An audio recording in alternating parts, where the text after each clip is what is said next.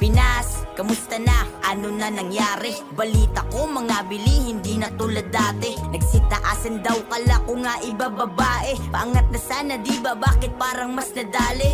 Grabe, mas lumala pa lalo kahirapan. Normal lang daw ang sabi kasi to pang kalahatan. Siguro mula sa pandemya na naranasan, baka bumubuelo pa lang bago maagapan. Pero parang ang tagal yata ng progreso. Ganun siguro no, sadyang mabagal ang proseso. Ang sabi yung bigas gawing 20 kada kilo, pero ngayon mag-aanim na po nakakahilo. Si Itay nagkanda kuba na sa pagtatrabaho. Gusto ko man tulungan eh anong magagawa ko? Hihinto sa pag-aaral, ano ang magbabago? Kung yung pag-asa ko eh gastusin nilang itrato. Pinas, kumusta na? Ano na ang balita? Balita ko binabahayan ka ng